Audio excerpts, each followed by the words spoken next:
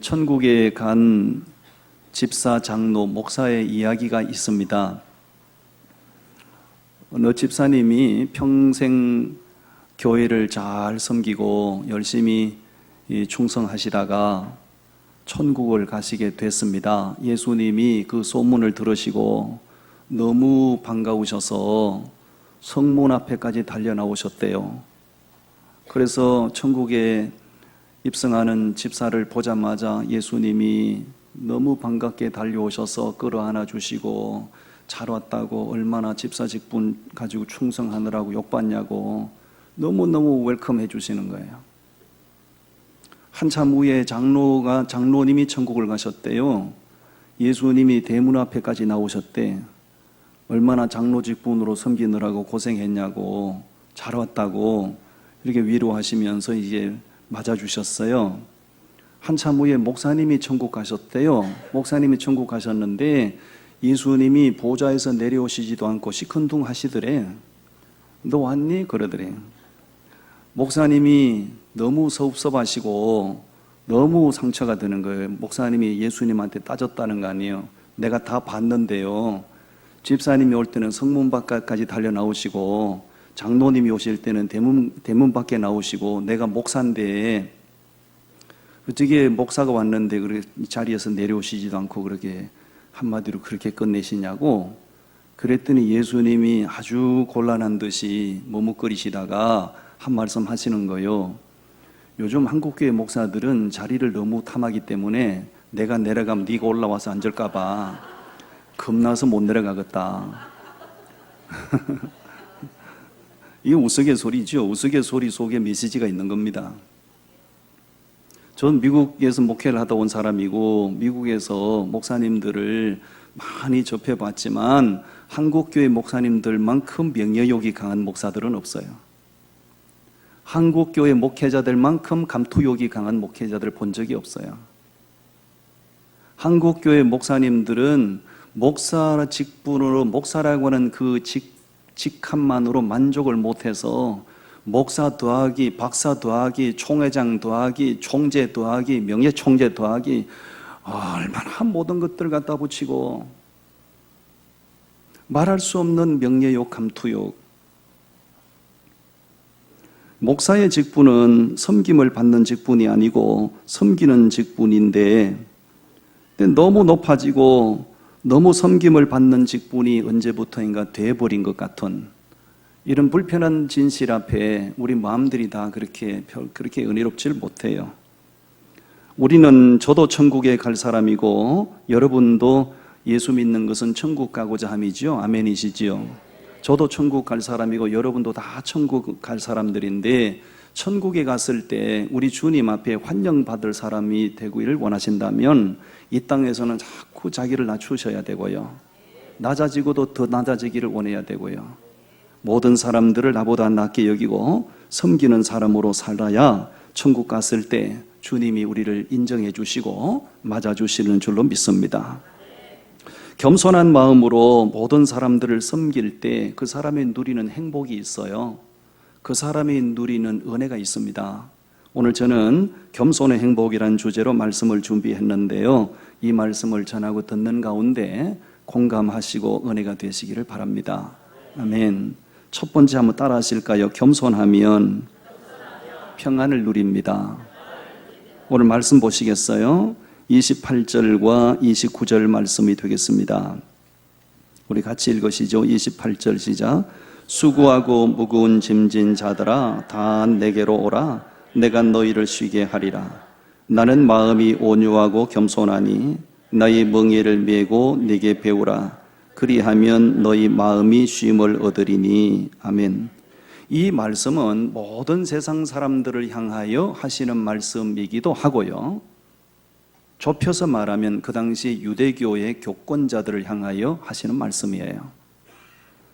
예수님 당시에 유대교의 유대교를 신봉했던 교권자들은 율법주의자들이죠. 모세율법에 묶인 사람들이고 모세율법에 갇힌 사람들이고 복음의 실체가 되신 예수 그리스도를 보는 눈이 없었어요. 예수 그리스도를 인정하는 마음과 믿음이 없어요. 율법주의에 묶여서 살아가는 그 사람들의 마음에 평안이 없어요. 마음에 쉼이 없었어요. 왜냐하면 율법주의 신앙이라고 하는 것은 스스로 자기를 자꾸 정죄하게 만들어요. 율법주의 신앙이라고 하는 것은 모든 사람들을 다 정죄하고 판단해요. 정죄하고 살아가는 사람, 남을 판단하고 살아가는 사람, 자기 정죄감에 빠진 사람들은 마음의 평안을 누릴 수가 없어요. 마음에 참 안식을 얻을 수가 없어요. 그래서 그 사람들을 바라보면서 주님이 너무 안타까우신 나머지 그들을 초청하고 계신 거지요. 수고하고 무거운 짐진 자들은, 그들이 무슨 수고를 하고 무슨 짐을 지고 있는 거지요? 율법이라고 하는 멍에를 쥐고 허덕이는 거지요. 참 마음의 평안을 누리지 못하고 살아가는, 정죄감에 빠져 살아가는 그들을 주님께서 초청하고 계신 것이죠. 동시에 세상 죄 가운데서 헤매고 살아가는 모든 인생들을 초청하는 말씀이기도 합니다.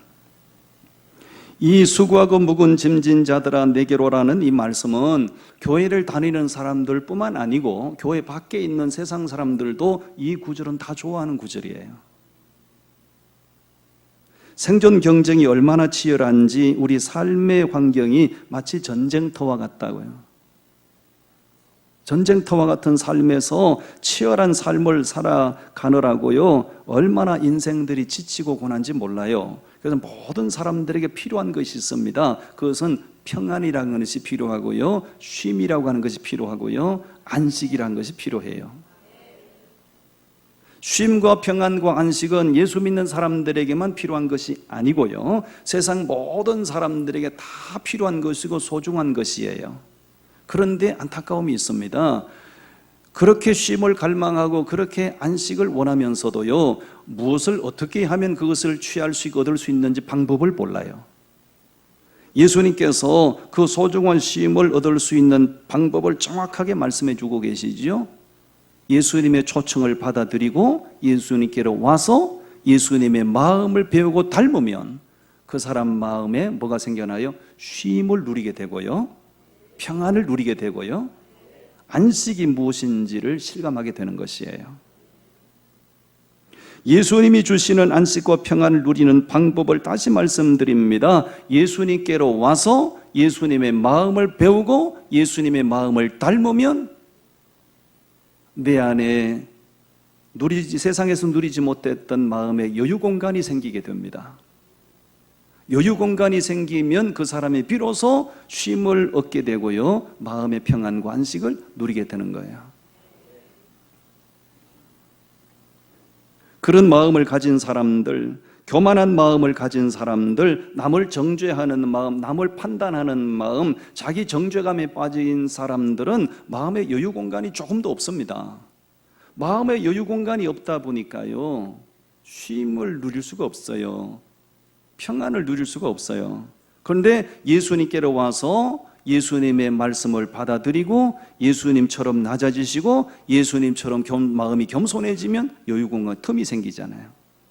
마음의 여유 공간이 많이 생기면 생길수록요, 내 안에 참 평안을 누려요. 아멘. 그럼 예수님의 마음은 겸손한 마음이라고 말씀하시잖아요. 29절 말씀 보십시오. 우리 29절을 다시 읽어봅니다. 시작. 나는 마음이 온유하고 겸손하니 나의 멍에를 메고 내게 배우라. 그리하면 너희 마음이 쉼을 얻으리니. 아멘. 여러분 잘 들으십시오. 제가 분명하게 말씀드립니다. 교회 온다고 마음의 평안을 누리는가? No. 교회 나온다고, 예배 드린다고 마음의 평안, 마음의 안식을 누리지 못해요. 교회를 나오시는 거 참 잘하신 거지만 교회를 나오신 다음에 그리고 해야 될 일이 있어요. 교회의 실체가 되신 예수 그리스도가 누군지를 아시고 예수 그리스도의 마음을 배우셔야 돼요. 배운다는 얘기는 담는다는 얘기예요. 아무리 교회를 나오셔도 예수 그리스도의 마음을 배우지 않는 사람, 예수님의 마음을 담지 않는 사람은 마음의 평안을 누리지 못해요. 예수님의 마음은 어떤 마음이라고 말씀하죠? 내 마음은 온유하고 겸손한 마음이라고 말씀하세요. 그리고 그 마음을 배우고 그 마음을 내가 닮은 자가 될 때 내 마음에서부터 하나님이 주시는 평안을 누리게 되고요, 안식을 누리게 되는 줄로 믿습니다. 아멘. 겸손한 마음은 자기를 낮추고 자기 생각을 자꾸 비우는 거예요. 자꾸 비우는 거예요. 마음의 여유 공간을 자꾸 만드는 거예요. 여러분, 교만한 사람은, 높아진 사람은 마음에 뭔가 가득 차 있어요. 꽉 차 있어요. 근데 낮아지고 겸손하면 마음의 여유가 많이 생겨요. 그런 사람이 평안을 누리게 되는 줄로 믿습니다. 제가 오래전에 예수님 탄생하신 곳 베들레헴을 방문한 적이 있었는데요. 베들레헴을 방문하면서 정말 제가 많은 교훈을 받은 적이 있어요. 저 문은 지금 베들레헴 성으로 들어가야, 저 성문을 통해서 들어가야 그 성 안에 예수님이 탄생하신 기념교회를 방문할 수가 있는데요. 베들레헴 성 안에 들어간 문은 저 문 하나밖에 없어요. 문이 굉장히 큰 자동차가 통과할 수 있는 문이 아닙니다. 이렇게 우리가 똑바로 선체로는 저 문을 통과할 수가 없죠. 다 고개를 숙여야 되고 다 허리를 90도로 숙여야 저 문을 통과해서 들어갈 수가 있고, 저 문을 통해서 들어가야 예수님 탄생하신 현장 베들레헴 곳을 방문할 수가 있어요. 왜 저 성문에 전 세계에서 수많은 사람들이 저기를 방문하는데요? 성문을 좀 넓혀 놓으면 안 될까요? 성문을 높고 넓게 만들어 놓으면 좋지 않을까요? 자동차를 타고 마음대로 원활하게 출입할 수 있도록 해놓으면 얼마나 좋을까요? 그런데 예수님 당시부터 지금까지 저 베들레헴 성으로 들어가는 문은 저 문이 유일합니다. 우리에게 느낌이 오죠? 예수님 앞에 나아가기 위해서는 누구든지 고개를 숙여야 되고요, 누구든지 허리를 굽혀야 되고요. 나 잘났다고 교만한 사람, 자기 잘났다고 그렇게 뻣뻣한 사람, 이런 사람들은 주님 앞에 올 수도 없을 뿐만 아니라 오셔도 주님 만나기가 힘들죠. 나는 부족합니다. 고개를 숙이는 사람, 나는 참 허물이 많습니다. 허리를 굽힐 줄 아는 사람, 나는 참 부족합니다. 고개를 숙일 줄 아는 사람, 이런 사람이 주님 앞에 올 수가 있고요, 그런 사람이 주님 앞에 왔을 때 주님을 만나게 되고요, 그런 사람이 참 평안을 누리게 되는 줄로 믿습니다. 저곳에는 전 세계에서 온갖 사람들이 다 옵니다. 유명한 정치인도 오고요, 세계 경제를 쥐락펴락하는 사람도 오고요, 온갖 사람들이 전 세계로부터 저기를 방문합니다. 그 사람이 세계에서 어떤 유명한 정치인이든지, 그 사람이 세계에서 어떤 유명한 인사든지 저기 오면 다 고개를 숙이고 허리를 숙여야 저 문을 들어가요.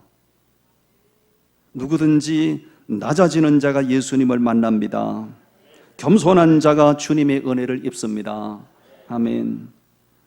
우리 안에 가득 차 있는 불필요한 생각들, 지나친 경쟁의식들, 이런 것들은 우리의 삶을 참 피곤하게 해요. 여러분, 마음을 많이 비우십시오. 아멘. 옆 사람 격려하십시다. 축원하고 격려합시다. 마음을 많이 비우시기를 바랍니다. 마음을 많이 비우셔야 돼요. 지나친 경쟁의식에 사로잡히면 마음이 평안하지 할 수가 없어요. 불필요한 것들로 가득 차 있으면 내 마음의 평안을 누릴 수가 없어요. 예수님의 마음을 닮아서 겸손해지고 낮아지시면 나도 모르게 내가 갈망하는 평안이 내 속에서부터 생겨나요. 아멘. 겸손은 자기 마음을 비우고 예수님의 마음을 담는 것이에요. 겸손한 사람이 누리는 행복이 뭔가? 겸손한 자가 되면 그렇게 갈망하는 평안을 얻게 되고 누리게 됩니다. 아멘. 두 번째 말씀은 따라하실까요? 겸손하면 높임을 받습니다. 낮아지면 주님이 그 사람을 높여주세요. 우리 말씀을 보시겠습니다. 베드로 전서 5장 말씀이 되겠습니다.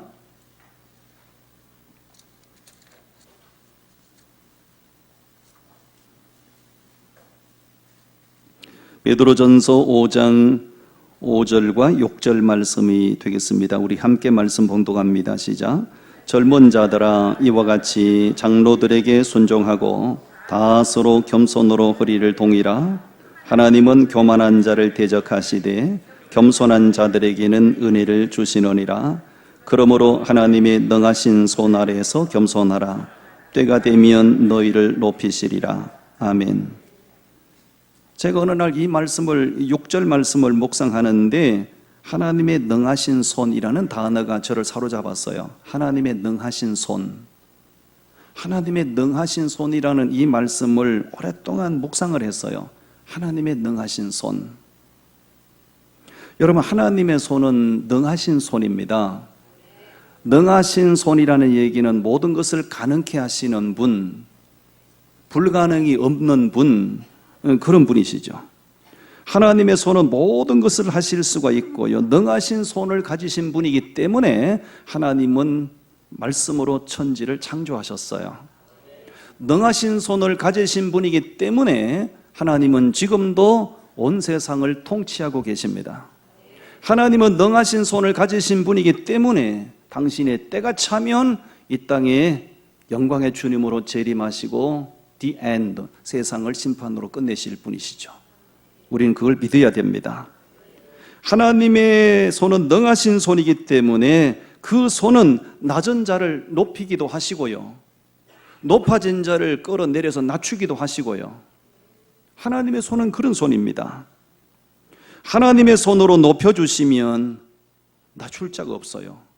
아니, 능하신 손을 가지신 하나님이 그 사람을 높여주시니 누가 그 사람을 낮춰요? 능하신 손을 가지신 하나님이 그 사람을 낮추고 눌려버리시는데 누가 그 사람을 높일 자가 있을까요? 인생의 모든 높낮이는 자기가 설정한 대로 되는 게 아니고요, 능하신 손을 가지신 그분의 의도대로, 주권대로 되는 겁니다. 인류 역사를 보면 온 천하를 호령하던 사람들이 한두 사람이 아니었죠. 신적인 존재로 군림하고 신적인 존재로 추앙을 받던 사람들이 한두 사람이 아니었죠.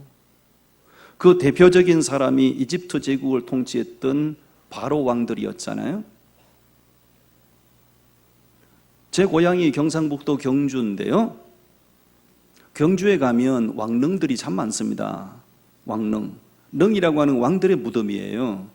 이집트에 가면 이집트 제국을 통치했던 왕들의 무덤이 많습니다. 그 무덤을 가리켜서 우리가 피라미드라고 그래요. 피라미드는 왕들의 무덤이에요. 제가 이집트를 가보고 깜짝 놀란 것이, 여러분 스핑크스라고 보셨을 거예요.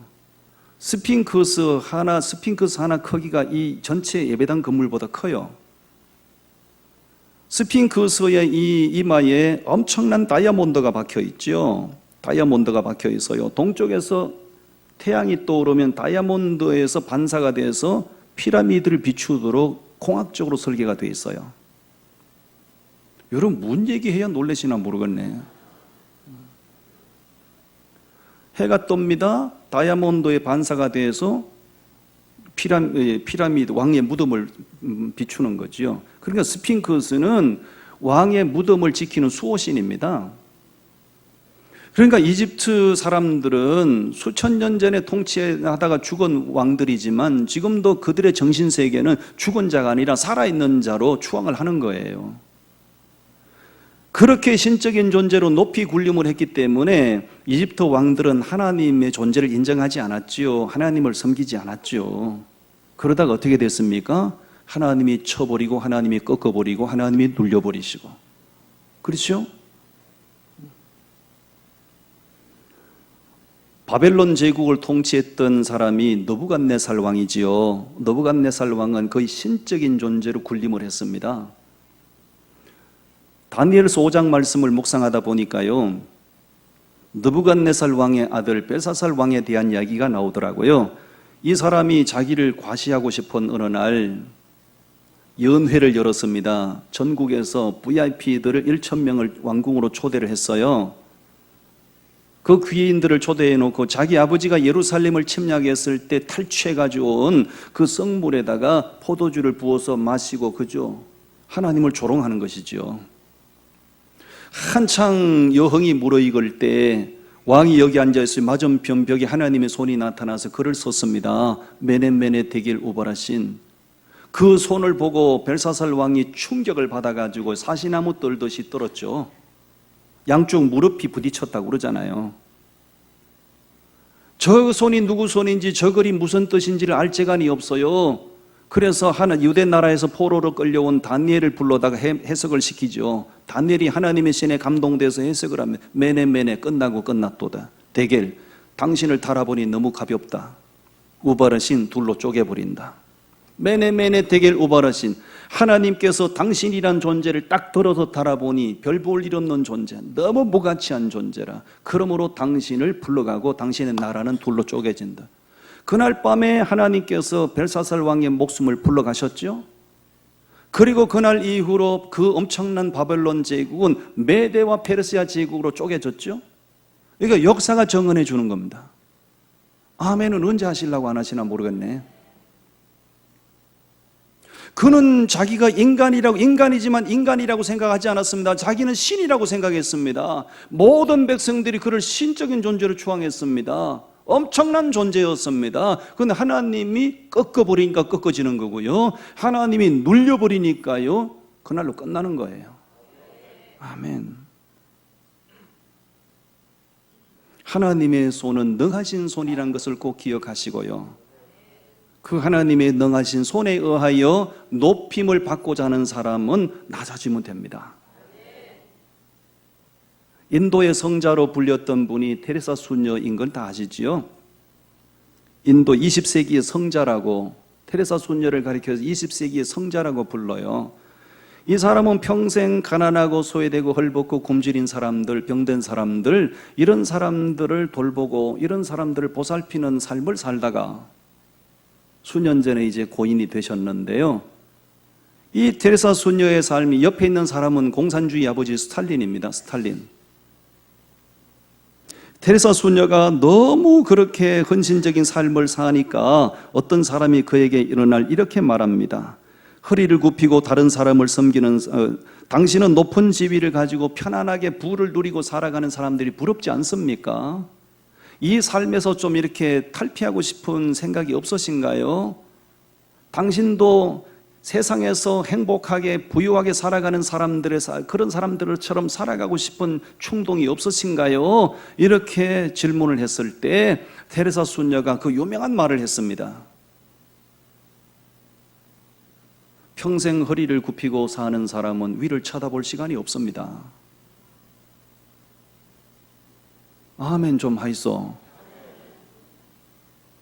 평생 허리를 굽히고 사는 사람은, 남을 섬기는 사람은 위를 쳐다볼 시간이 없습니다. 유명한 명언으로 남아 있어요. 여러분, 테레사 수녀를 가리켜서 누가 불행한 사람이라고 말할 수가, 누구도 이 사람을 불행한 사람이라고 말하지 않아요. 그 자신도 행복했고 그 주변에 있는 모든 사람들도 다 그 사람 때문에 행복했어요. 그런데 비해서 이 스탈린이라는 사람은 공산주의 아버지입니다. 스탈린이라는 사람은 신학대학을 다닌 사람입니다. 이 사람이 레닌이라는 사람을 만납니다. 막스 레닌을 만나서, 여러분 인생은 누구를 만나느냐가 그렇게 중요한 거예요. 아니, 하나님의 부르심, 이 스탈린의 어머니가 이 스탈린을 태어났을 때 소원 기도했단 말이에요. 내 아들이 하나님의 종이 되기를 바란다고. 그 신학대학을 다니던 사람이에요. 신학교를 다니던 이 사람이 막스 레닌을 만난 겁니다. 레닌을 만나서 잘못된 사상을 주입받은 거예요. 레닌이 죽은 후에 스탈린이 실권을 잡았죠. 소련 공산당 서기장이 됐죠. 그때 무슨 일을 했습니까? 자기 사상을 거부하고 반대하는 사람은 숙청이라는 명분을 가지고 무려 2천만 명을 학살시켰어요. 몇 명 죽여야 놀라시나 모르겠네. 그래서 스탈린이라는 사람에게 붙여진 별명이 인간 백정이라는 말이 붙여진 거예요. 인간 백정. 백정은 소를 잡고 그 잡는 이런 사람을 백정이라고 하잖아요. 이 사람이 숙청시키고 이 사람이 살상 죽인 사람의 숫자를 계산해 보니까요, 하루에 4만 명씩 죽인 거예요. 여러분, 이 사람이 행복했을까요? 이 사람은 스스로 아무도 그를 높여준 사람 없어 자기 스스로 최고 높은 자가 된 거예요. 행복했을까요? 자기 마음이 평안이 있었을까요? 그렇지 않았습니다. 언제 자기가 암살당할지 모르겠다는 그 불안감에 자기 혼자 그렇게 아무도 비서관들도 자기 안에 들어오지 못하도록 안전한 가옥을 2중 3중으로 만들어 놓고 거기서 늘 그렇게 불안에 떨고 그렇게 살다가 어느 날 그 곤고함, 그 괴로움을 이기지 못하고 어느 날 극단적인 선택을 해서 자살해서 죽죠.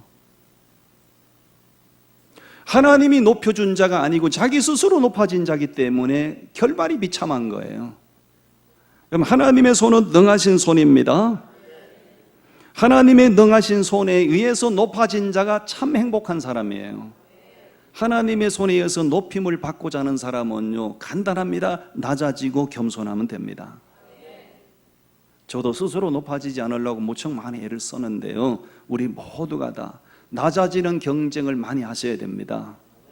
교회 공동체 속에서는, 특히나 교회 공동체 속에서는 된 척하지 말고 난 척하지 말고 잘난 척하지 말고 항상 나는 부족합니다, 나보다 당신이 더 낫습니다, 겸손하게 그렇게 낮은 자로 처신하고 살아갈 때 그 모습이 이쁘면 능하신 손에 의해서 우리를 높이시고요, 그 행복을 누리게 될 줄로 믿습니다. 아멘. 마지막 세 번째 따라하십니다. 겸손하면 은혜를 받습니다. 겸손한 사람이 은혜를 받아요. 야고보서 4장 6절 말씀을 보시겠습니다.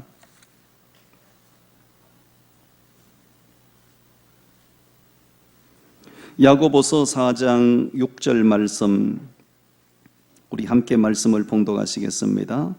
그러나 더욱 큰 은혜를 주시나니 그러므로 일러서되 하나님이 교만한 자를 물리치시고 겸손한 자에게 은혜를 주신다 하였느니라. 아멘. 아멘. 여러분, 저를 봐주시겠어요? 세상을 살아가는 데 있어서 필요로 하는 것들이 한두 가지가 아니죠.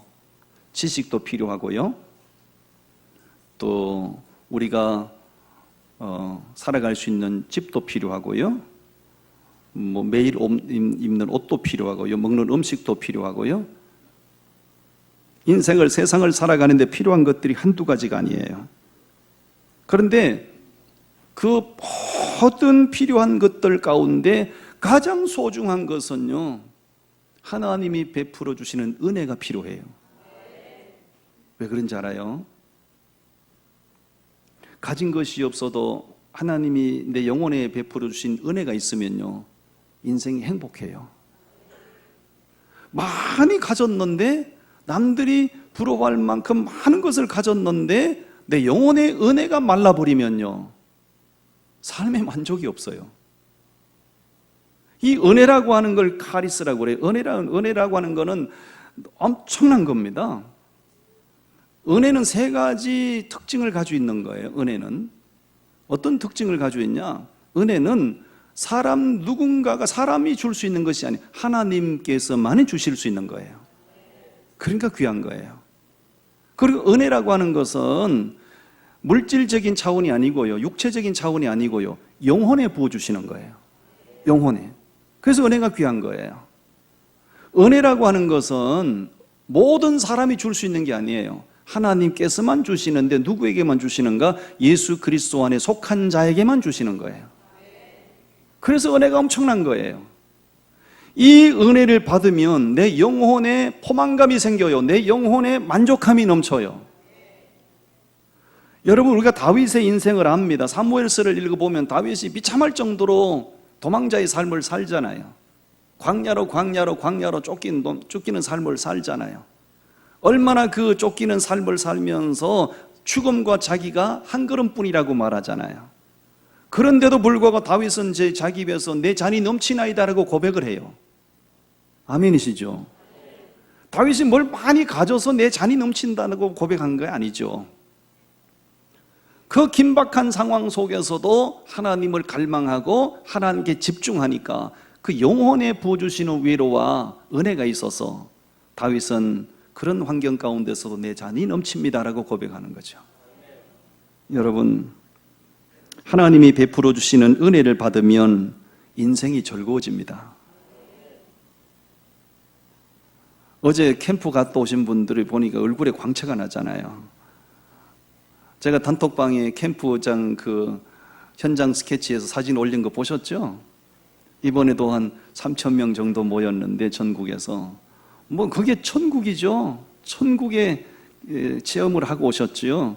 몸은 굉장히 피곤할 거예요. 아이고 가면 뭐 코 고는 사람들 때문에 엄청납니다. 어떤 사람은 그냥 대포 소리 내고, 어떤 사람은 그냥 뭐 따발총 소리 내고, 어떤 사람은 뭐 그냥 저투기 소리 내고, 정신 없습니다. 몸은 피곤한데 영혼이 막 생성되는 거예요. 그러니까 마음에 기쁨이 있고 즐거움이 있는 겁니다. 우리가 이 바닥을 보시면 육안으로 봐서는 어디가 높은 곳인지 낮은 곳인지 구분이 잘 안 돼요. 그렇죠? 근데 어디가 높은 곳인지 낮은 곳인지를 정확하게 알아보려면 물을 한 바가지 부어보면 압니다. 여러분, 물이라고 하는 건 인격이 없는 거예요. 물을 한 바가지 딱 부어보면 물은요, 높은 곳을 피해서 낮은 곳에 가서 고여요. 맞지요? 그럼 하나님의 은혜라고 하는 건 그런 겁니다. 세상에 다양한 사람들이 살아가고 있지만 하나님의 눈은 겸손한 사람을 정확하게 알아보시고요, 그 사람에게 은혜를 부어주시는 거예요. 그 은혜가 부어지면 내 영혼이 잔치집 같은 그런 영혼이 되는 겁니다. 알버트 슈바이처 박사님 얘기를 좀 하려고 하는데요, 이 알버트 슈바이처 박사님을 20세기의 예수님이라고 그러죠. 이 사람은 의사에다가 목사에다가 뭐 과학자에다가 뭐 엄청나죠, 이 사람은. 근데 이 사람이 그런 세상의 화려한 타이틀을 다 가졌지만 그런 것에 집착하지 않고 이 사람이 선교사로 헌신을 하지 않습니까? 아프리카로 건너가서 자기의 삶을 온전히 바쳐서 그 아프리카 가난한 흑인들, 이들을 직업이 의사였기 때문에 병든 그들을 이제 케어하는 사역을 하기 위해서 갔는데, 가서 이분이 너무 안타까운 환경을 보고 충격을 받았어요. 자기가 생각했던 것보다 너무 많은 사람들이 몰려오니까요. 자기가 가지고 왔던 걸 가지고 병원을 지었는데 이걸 가지고는 도저히 몰려오는 사람들을 수용을 다 할 수가 없었어요. 그래서 고민하고 기도하다가 이들을 더 많이 돌보기 위해서 병원을 새로 좀 크게 지어야 되겠다. 자기 가진 돈이 없으니까요. 자기 조국으로 어느 날 돌아옵니다. 이 사람 원래, 슈바이처 박사는 원래 독일 사람입니다. 독일 사람인데 프랑스 국적으로 나중에 바꾸지요. 이 사람의 고향이 프랑스의 알사스주거든요. 알사스주의 자기 고향으로 모금 운동을 위해서 돌아온다는 소문이 쫙 퍼졌죠. 모든 사람들이 다 몰려 나왔습니다. 야, 슈바이처 박사님이 드디어 돌아오신다. 그래서 기차가 도착하는 시간에 인사인해를 이루었습니다. 언제나 어느 칸에서나 슈바이처 박사님이 내려오실까? 1등 칸을 주몽해 1등 칸에서 안 내려왔어요. 2등 칸을 주몽해 2등 칸에서도 안 내려왔습니다. 마지막에 3등 칸에서 마지막으로 내려왔어요. 사람들이 달려가서 박사님 왜 3등 칸에서 내려오셨나요? 그랬더니 4등 칸이 없어서 3등 칸 타고 왔습니다. 4등 칸이 있었으면 4등 칸 타고 오는 건데 4등 칸이 없어서 3등 칸을 타고 왔습니다. 유명한 말이죠.